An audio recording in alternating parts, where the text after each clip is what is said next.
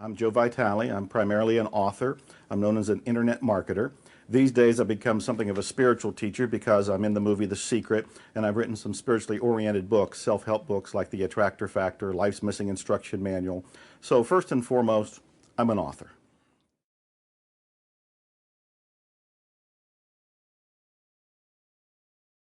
I learned about EFT before it was called EFT. It was called thought-filled therapy, and I learned it from Roger Callahan. I did not know about energy psychology. I did not know about thought-field therapy. I did not know about EFT. What I was looking for was a cure to speaking phobia, speaking anxiety.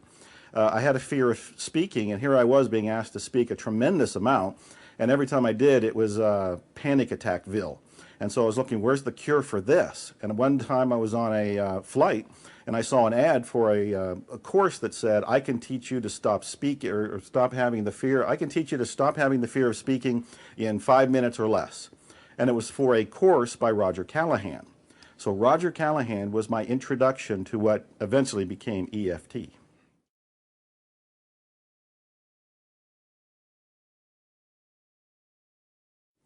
Well, when I first learned about EFT, thought field therapy, through Roger Callahan, and I learned that he was talking about tapping on different points on your body, I think I was skeptical, but I was also desperate. I had known enough about acupuncture and Chinese medicine to know that there was probably some factual background to what he was talking about, but the reality was I was skeptical, but I was reaching for whatever was going to help me. I didn't want to take medication. I didn't want to stop speaking. I wanted to go out there and get my message into the world, and I was looking for some sort of positive, healthy, easy to do, easy to use, easy to remember tool. And so I was skeptical, but open-minded enough to try it.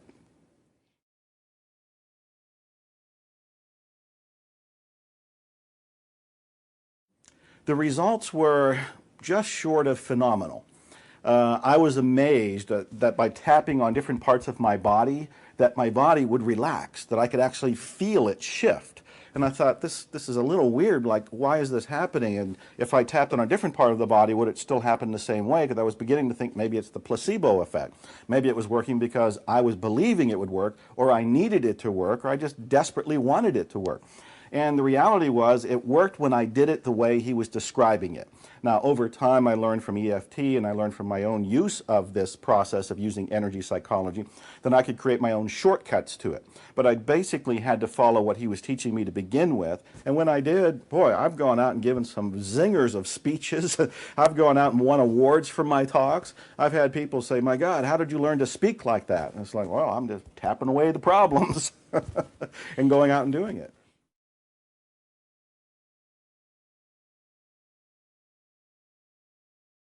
I think EFT is far simpler. I saw that with Roger Callahan, and bless him, he's still doing his stuff. I love him. If he comes out with new books, I'm buying them. I just really worship what he's doing. But there was a little bit of a complicated method to it. And he had you doing things like humming and singing happy birthday to yourself at various points in this whole elaborate structure that he wanted you to follow. I followed all of that, but over time I was learning on my own that I didn't have to do all of it. I had to do some essential things. So I found that EFT was making the same discovery. EFT was finding out that you don't have to do all of what is being prescribed in thought-filled therapy. You can actually do this shorter version of it and have very pinpointed, dramatic results.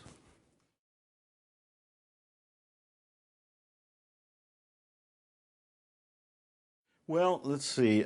Brad Yates is an EFT master practitioner, and he and I put on a teleseminar together. And what we did was look at all the beliefs that people have about money, most of which we're not aware of, and some of which we are aware of and we don't know how to get rid of. So there were a lot of people who went on those calls that were able to manifest money in their lives right afterwards, or manifest things like they wanted a new car, or they wanted to get a new house. And what was interesting is that they thought the outer world was blocking them from getting the results they wanted.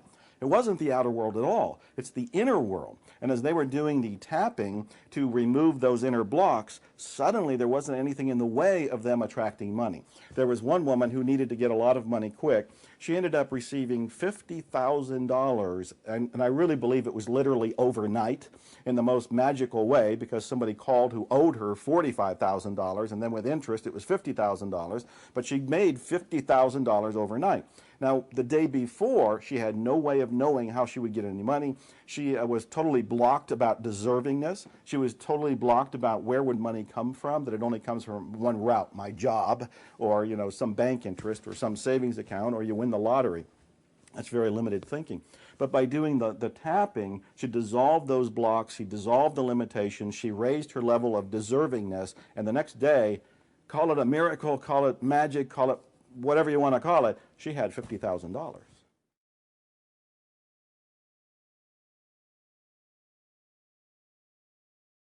A lot of people watch the movie The Secret and they hear about the law of attraction, and then they also hear about EFT, tapping your troubles away, and so forth, and they're afraid to go and state what the block is within them. They're afraid to state the limiting belief. They're afraid to state whatever it is that's the actual block that's keeping them from attracting what they want. And they're afraid to state it because they think if I state what the belief is or the block is, I'm going to attract it. That is a limiting belief in itself. What I found is when you state the limiting belief, like I'm not good enough, I'm afraid, I don't know where money's going to come from, I don't know if my business is going to succeed. I mean, there's all kind of beliefs that are unique to the person. When you state that, you're not anchoring the belief. You are releasing the belief. This is key to understanding how the law of attraction works. When I sit here, and this is what I did before the cameras came and started rolling today, I was thinking to myself, I don't know what I'm going to say. I'm not an expert on energy psychology. I certainly use EFT in my own life. So I sat here and said, even though I don't know what to say about energy psychology, I deeply love, accept, and forgive myself. Even though I don't know, and I went through the whole process on what was coming up in me. Now, that didn't mean I was anchoring in my body the idea that I don't know what to say. I wasn't attracting that. What I was doing was releasing it, so that by the time you came here and you turn on the camera, I can talk and what I have to say just comes because the barriers to it are now gone. EFT dissolves the blocks to attracting what you want.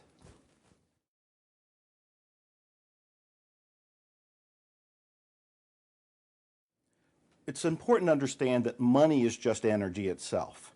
We infuse it with all sort of power and all sort of meaning, but it's paper, it's metal, it's coin. In many ways, it's worthless. And that may sound shocking if you don't have any money because you really want that worthless paper and coin in your life. But what I've learned is that it's simply energy. And what keeps it from coming to us is our own beliefs about it. And this is what I teach in my seminars and in my own work as an entrepreneur, that really the way to earn money is out there. The information is out there. I mean, we're in an office here surrounded by information.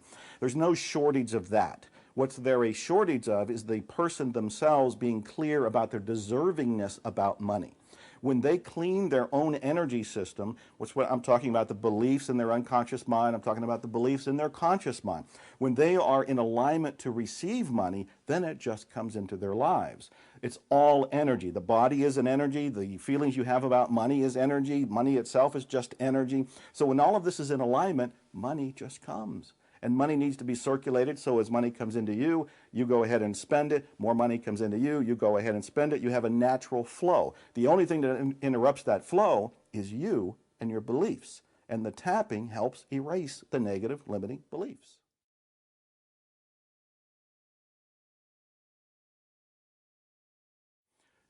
There are a lot of limiting beliefs about money, and some of the most common ones are things like money is evil. Rich people are bad. If I have a whole lot of money, people are going to come and feed off of me. My family, my friends, my neighbors, complete strangers are going to come.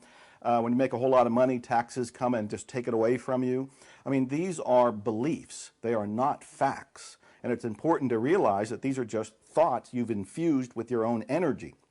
As you release them, you allow money to come into your life. Money, again, is neutral. Money is not bad. What you do with it is up to you, and it can be used for positive or negative reasons, depending on how you view this.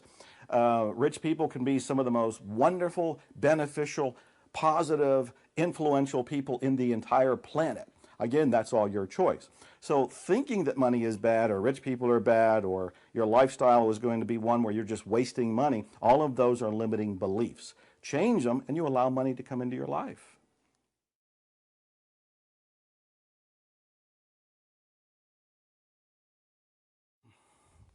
I use EFT on a lot of different things. Of course, I started with public speaking anxiety, and then I've used it for money issues, deservingness issues, self-esteem issues, all within me. And then, of course, I've used it to lose a lot of weight. And a lot of people don't know that you can use it on virtually everything and anything. I wanted to lose weight I fought with obesity for 50 years. And about 3 years ago, I decided I was doing something about it. I'd entered some courses. I went into some fitness contests. I ended up losing 80 pounds, being in 6 fitness contests, working out with a world famous bodybuilder, building my own gym in the back, literally working out almost every day now, having a personal trainer come out once a week, usually on Saturdays to work out with me. And in the beginning, it wasn't like this. In the beginning, I was struggling with, boy, I want the cheesecake or the carrot cake, or I want the second helping, or I want to hit the buffet today. And I realized there was a lot of eating for emotional reasons. And so I was using EFT, the tapping, on that.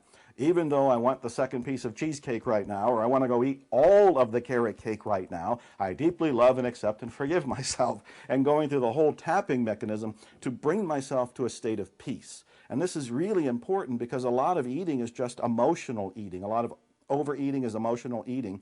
And if you can realize that you have a belief that's driving you, it's often stress, and you can just release it by tapping it away, you are then at a point of choice. You're not driven by the addiction, now you're on top of it. And that's what I was doing to help lose 80-some pounds.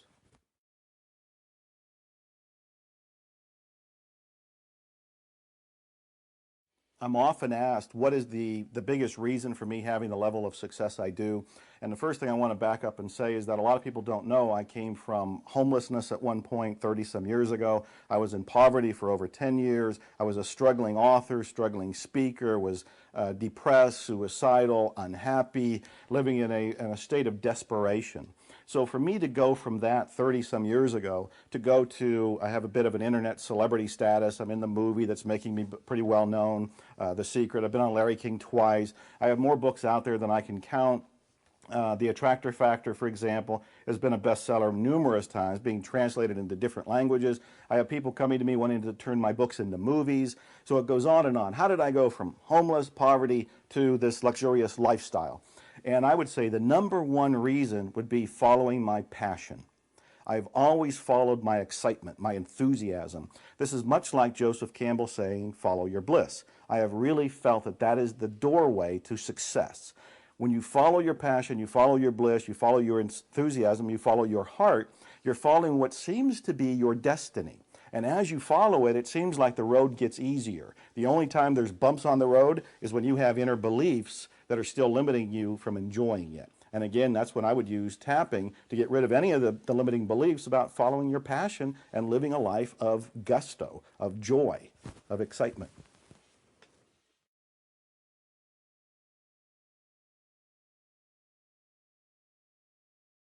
In my book, The Attractor Factor, I talk about a shortcut to creating the life you really want. You don't need 5 steps. You don't need a whole lot of seminars. You don't need a whole lot of books. You don't need a whole lot of courses. And the really simplified version of having whatever you want in life is to be happy now. Now, this is earth-shaking. It's profound because most of us hinge our happiness on something we want down the road. When we get the car, when we get the house, when we get the money, when we get the job, when we get the relationship, fill in the blank, then we'll be happy. And the great irony, the great joke is when you get there, you'll want something else. And you're going to go, okay, as soon as I get the next car, the next house, blah, blah, blah, I'll be happy. And what I've found is that the shortcut is to be happy now. And you don't need anything to be happy now. We use happiness as a whip to drive ourselves on. We think we'll be unhappy until we get whatever we want, then we'll be happy. So we're using unhappiness as a motivator. You don't have to do that. I have found that if I use tapping, if I use EFT, I can realize that, oh yeah, I can be happy right now. If I feel some sort of frustration in this moment, some sort of stress in this moment, some anger in this moment, something that's keeping me away from being happy right now, I can begin by saying, even though I'm angry right now, I deeply love, accept, and forgive myself. Even though I'm angry right now or frustrated right now, whatever the word is, that captures the essence of that feeling that's blocking me from being here, now, and happy. I tap it away, and guess what? I have created the shortcut to what I ultimately want in my life, happiness. And it's right here.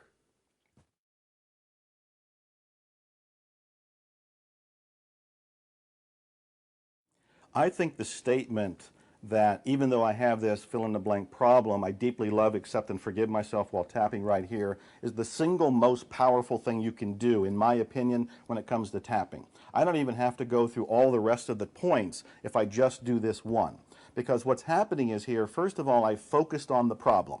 And I think just knowing what the problem is, admitting it, getting the secret out, getting it out of myself is a very therapeutic thing to do. Actually, it was Freud, I'll have to paraphrase him, who said the way to healing is to have no secrets. No secrets. So by tapping on that problem, that feeling that I have, I'm speaking it. So I'm releasing that secret. Then the other part of this, which is really crucial, is I deeply love, accept, and forgive myself. This puts me back at a place of peace. I have often told people, especially when they tell me they have a fear of failure, I've often told people, look, I've tried things that have failed. I've tried things that I was terrified of doing before I went out and done it. And I would always say, if this doesn't work, when I come back to my room at night, can I tell myself I still love myself? And when I can say yes, and I can always say yes, I can forgive myself, I can love myself, I am at a place of peace and power that allows me to do whatever I can imagine. So I find this one statement alone to be one of the most powerful in cleansing and clearing. And a lot of it has to do with just being willing to love yourself no matter what's going on in this moment.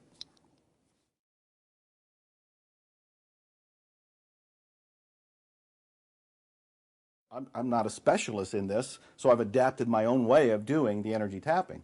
And for me, for example, I was just going to explain that when I go to eat, I often don't know what to eat because I become almost paranoid about food because I've gone into these fitness contests. I'm at that place where I don't really know what's right for my body. And so I'll sit there when there's a menu in front of me and I'll go, okay, even though I don't know what to eat right now, I deeply love, accept, and forgive myself. And this I can do in public. Nobody's looking. Now, I can still do the rest of the points in my imagination. So this is important to understand because everybody thinks you have to go ahead and tap, even though I don't know what to eat right now, even though I don't know what to eat right now, I don't know what to eat right now, I don't know what to eat right now, I don't know what to eat right now, I don't know what to eat right now, don't know what to eat right now, and I end up over here, I don't know what to eat right now. I'm releasing all of that. When you've done this enough, you can visualize doing it. And I will just rub my hand while I'm visualizing tapping all these points. I again end up at a place of peace where I'm at the moment, I'm happy in the moment, I am much clearer about what my choices are, and I choose. It comes naturally. And I think this is one of the greatest gifts from the whole EFT, the whole tapping movement, is that you end up at a place of a natural movement in your life. You don't really have to think about a lot of the decisions you might have thought about before because you're at this place where you just do what's right for you because the interference from knowing what's right for you has been dissolved. That's one of the most beautiful things with EFT.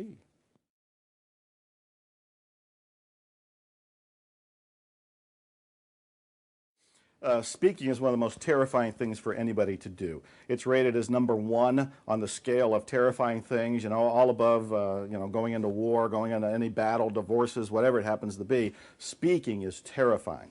And for me, it was paralyzing. It's one of those things where when I even thought about it, I was terrified because I would feel it in my gut. Everything would be turning. I'd feel my hands start to sweat. I'd feel the tension in my head, and I would start imagining the worst. And what would the worst be for me? It would be standing up there in front of 1,000 people, 5,000 people, and I choke. I can't think of what to say. And that is terrifying. It's paralyzing. When I went on Larry King the second time, I've been on Larry King twice. When I went on the Larry King show the second time, I knew I was going live and I was going one-on-one with Larry King. It brought up a lot of fears. I went into that hotel room and I remember wanting to chew the curtains because I was just so afraid. And what I was imagining is that, what if I go on Larry King and I choke? I can't think of what to say. Or he asks me a question and I don't have an answer for it. What if I stammer? What if I just go berserk? What if I sit there like an idiot? And this is live and the whole world is watching it. And I'm thinking to myself, this is the fear of public speaking. So I kind of condensed all of the feeling even down to a phrase. Even though I'm terrified of going on Larry King tonight because I may choke, which seemed to be the most important thing or the most fearful thing for me, I deeply love, accept, and forgive myself. And I went through all of those points in the hotel room. I got up and I shook off the energy that was still going through my body. And I was so relaxed that by the time I got on Larry King that night, they could not turn me off. You know, after being interviewed with them for a few minutes, they wanted me out of the chair, and it's like, I'm not done. I have more to say. I'm here. Larry's here. I'm here. This is live. I'm ready to keep going. So the point was I was able to dilute, dissolve, and release this fear, this terror of speaking. I know what that's like. I have gone through it. I know that there are people still afraid of speaking. I would encourage them to go to a Toastmasters, to a Rotary, so they can bring up the fear, and just before going on, while they feel the fear, go through. Even though I'm afraid of speaking, right here in this little group for Toastmasters, I deeply love, accept, and forgive myself. And go through the tapping on that. By doing that, you release the fear of public speaking, and then you're empowered to go out there and give your message to the world.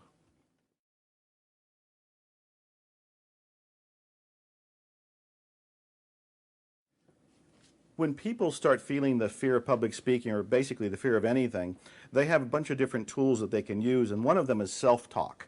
And what happens is that people are realizing inside their brain that they're talking to themselves about what they want to do. They want to go and give a great performance as a speaker, but they're also hearing this devilish little voice that's saying, what if I choke? What if I don't do well? What if I sweat? What if I faint? What if I pass out? What if I throw up?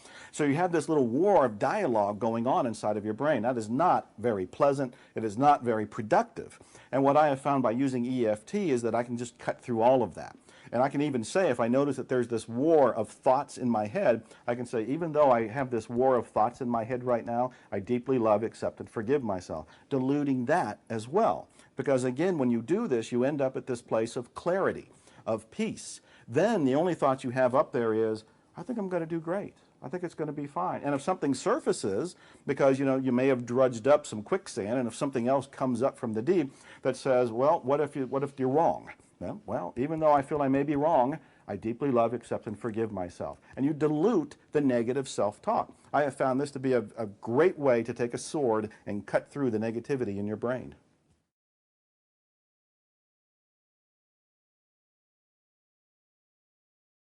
I often tell people about EFT, and often they've never heard of it at all. They don't know what tapping is. They don't know what emotional freedom technique is. They don't know what thought field therapy, Roger Callahan. They don't even know what acupuncture is. But I'll try to explain it to them by saying that your body is an energy system and that your body and mind are one. I tell people that your mind is not just in your brain, that your brain's up in your skull, but your mind is actually throughout your body. And I said that if you actually open up the energy centers that are traveling, letting the energy go through your body, it can help you feel happier. It can help you release stress. It can help you release anger, frustration, whatever you're feeling in the moment. And then I very quickly just walk them through a shorthand version of it. And again, I'll say, what's going on for you right now? And they might say they're confused. They don't understand what I'm talking about. Perfect. Nice and simple thing to begin with. Even though I'm confused, I deeply love, accept, and forgive myself. And I don't usually explain what that statement means because I just want them to do it. And I'll ask them, how do you feel at this point? Because I've learned that just doing that one thing here, they feel a little bit more relaxed. And I'll say, okay, let's go through the rest of the points. And the way I do the points, it would be, even though I'm confused, I deeply love, accept, and forgive myself. I'll say confused, just using the key word on my forehead. Then I'll do it here, confused, confused, confused, confused. And I usually do it here, confused. I usually stop there, though I'll often sometimes rub right in here while I'm saying confused. And by then, I'm really relaxed. So I walk people through that, and I've actually done it in front of a seminar where I was telling people, and I believe it was about the fear of public speaking, because I was telling them about speaking and how I used to be afraid and now they can't shut me up. And I said, this is what I'm doing. And I said, whatever's going on for you right now, you can follow this very simple step and go ahead and do, even though I'm confused, even though whatever it happens to be. So I talked about it on a kindergarten level. And if they get more interested, I'll talk about the Chinese acupuncture and how there's all these thousands of points on our body. I actually have a doll in my office that's one of those 2-foot meridian point dolls that's from China. And I've never been able to memorize all those points. But the point being, the idea is that all of those points need to be open, and that your body and mind that they are representing. And when they're open, man, life works and you're happy.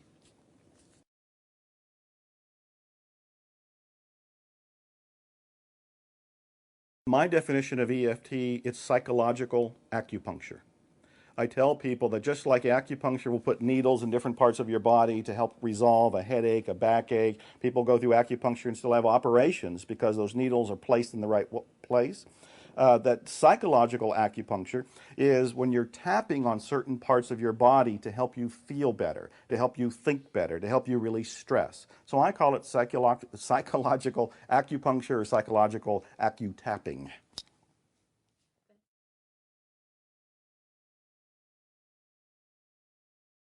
Yeah, that's a great question. You know, when somebody wants to bring abundance into their lives and they're wondering what's the first thing to tap on, I'd say something like, I deserve wealth. Even though I don't know how to achieve wealth, I deserve wealth. Even though I don't know how to achieve wealth, I deeply love, accept, and forgive myself. I think deservingness has a whole lot to do with wealth. I've learned that people have thresholds of deservingness within themselves. They only allow so much into their lives. Then they say, well, I'll never get a raise. My products don't work. My business isn't bringing in the income. And it's not the raise, the job, the product, the income. What it is you. And so your deservingness level often happens to be raised for you to have more income, more abundance coming into your life. So I think beginning with deservingness. And if there's an issue saying, well, I don't deserve more, I don't know how the money's going to come, which are all beliefs, I tap those away.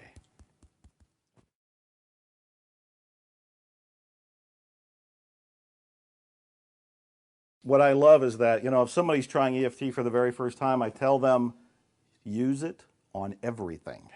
And I mean that in the most literal way. Use it on everything. So if you don't know what to do, you're angry in traffic, you can't go to sleep at night, you have the fear of speaking, you notice a belief, I don't care what it is, whatever comes up, you can tap it away. So I tell people, use it on everything.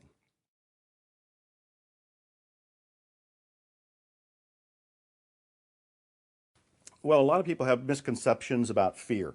They think if they tap away all their fear, that they're going to walk into traffic, they're going to walk off of a building, they're going to end up living on the beach, that they're going to take away all of their safety mechanism.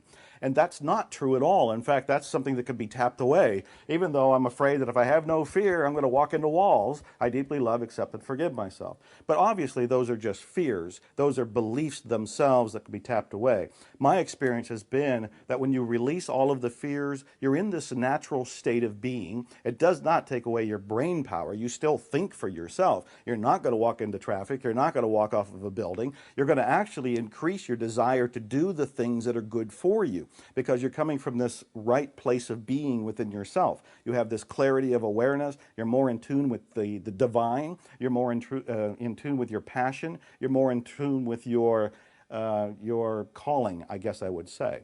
But it doesn't take away your reasoning abilities at all.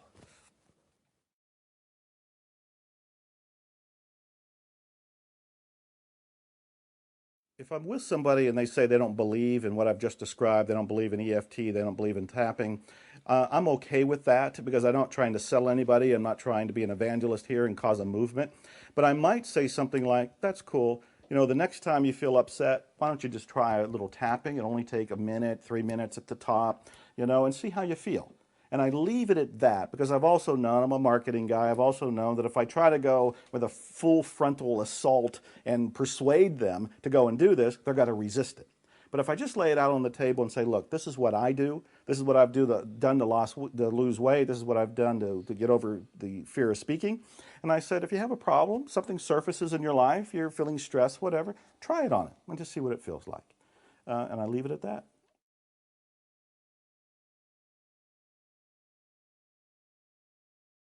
Occasionally, I'll hear about people using EFT for everything from, of course, money, because I'm an entrepreneur and I did the whole course with Brad Yates called Money Beyond Belief. So they tap away their concerns about money and suddenly their business is getting better or they're making a lot of sales. But I also hear a lot of things going on in health. I hear people who had migraines almost all of their life suddenly don't have migraines anymore, which to me is pretty miraculous. And they're doing this, they're resolving this because of the tapping. And then I hear other health things going on. People who have cancer, people who have some life-threatening diseases are able to handle it better and able to actually get to a point of recovery, actually miraculous remission by doing the tapping. But the tapping seems to help them from a psychological standpoint to be empowered to do whatever it needs to be done to help them through it. So otherwise, I don't think I'm as up to date on, you know, other people and what they're doing with it.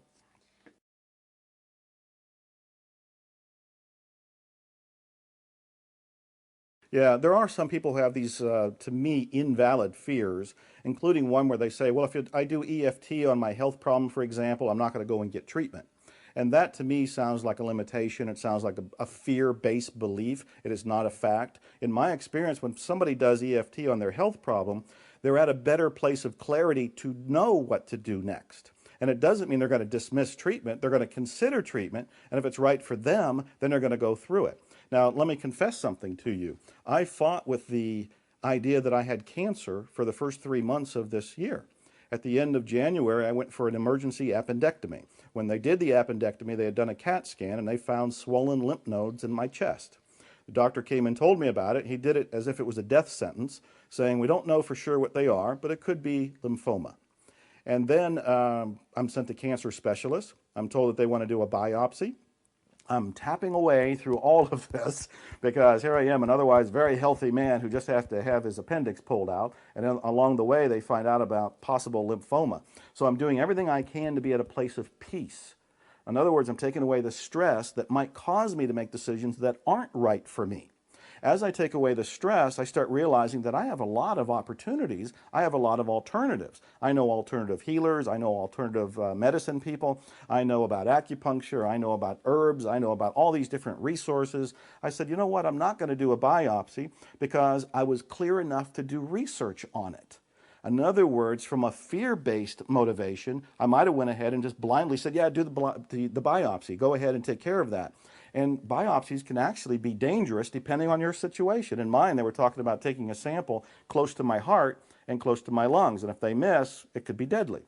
Besides that, when they take a sample of a possible tumor, it breaks up, it can travel to a different part of your body. The doctors didn't tell me this. By doing the tapping, I got to a place of peace and clarity, so I did my own research. In doing my own research, I thought, that's not what I want to do. I'm going to try this alternative stuff. So I did, and 3 months later, when I went in for another CAT scan, they said, you are completely fine.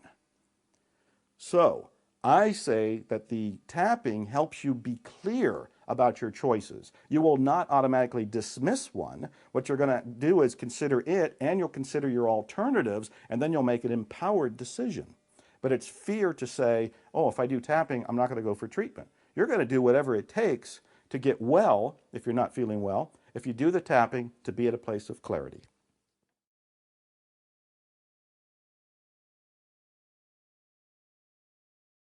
I see miracles all the time. I'm believing in magic and miracles. This is what I spent the last 20-some years researching, investigating, and experiencing in my own life. Let me tell you one of the most fascinating stories I've ever come across, which is unbelievable but true. 3 years ago, I heard about a therapist who worked at a mental hospital for the criminally insane in Hawaii. And this man helped heal every one of those patients, yet he never saw any one of them. What he did was some sort of technique called Ho'oponopono. And Ho'oponopono is an ancient Hawaiian modality. It's a way of getting clear within yourself. As he was using this technique on himself to get clear within himself of any energy blocks that he was coming up with or he was spotting in other people, those other people got better. Now, this is amazing. I just wrote this whole book called Zero Limits, which tells this story. I found that therapist. I've studied with that therapist. I've had him in my home. We have done seminars together. We co-authored this book together. We just recorded the book together. So I know him. I know what he's doing. He did work at that mental hospital for 4 years. Other therapists would go there and would quit after 30 days. Patients would come in and they were considered throwaways of society. They were shackled, they were sedated, there were fights every day. Nurses, the staff would have to walk down the halls in that hospital with their back against the wall because they were afraid of being attacked. Dr. Hu Lin, the therapist who worked there, never saw any of those patients. He would look at their files. As he looked at their files, he felt something within himself, usually repulsion, anger, frustration, because we're talking about murderers, we're talking about rapists, we're talking about people who did dastardly things. As he looked at their files, he noticed what he felt within him. As he felt what was within him, he cleared it. As he cleared what was going on in him, they got better.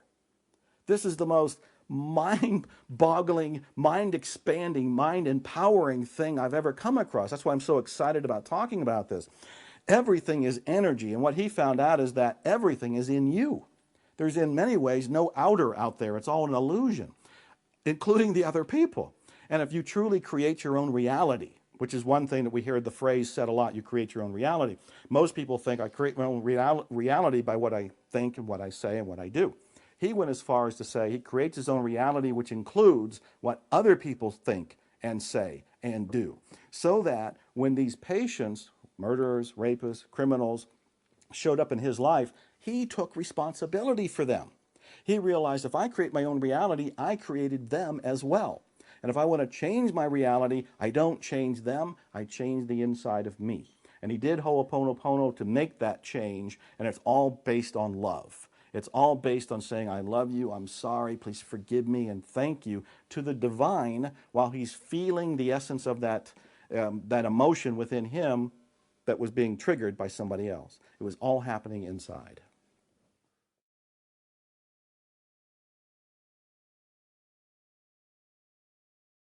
EFT is this tool that you can use right now. I'm sure somebody might want to turn it into a religion at some point, but that's not what this is about. It is not a group effort. It's actually something that a lot of people who have been turned into a group because so many people are interested in it are out there promoting. But the point is, this is a tool for you to use so that you have your own personal relationship, your own personal clarity with the divine. That's what EFT is all about. It is your tool that opens the door to your connection to divinity.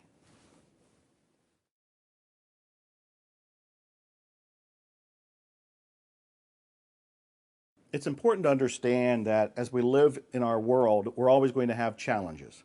Dr. Hulen, the therapist that I wrote about in Zero Limit, says we're always going to have problems. This is the nature of the human experience. What you do about them, however, is up to you. EFT is here as a tool for you to use no matter what surfaces, what problem, what challenge. Sometimes people will say, well, I used it on the fear of public speaking, but I went and gave another speech recently and I was afraid again. And I would say there's different levels that keep coming up. You have a lot of beliefs that are operating in your system, most of which you're not aware of. So you might have caught a belief that said something like, I'm afraid I'm going to choke when I speak tonight. So you went through that one.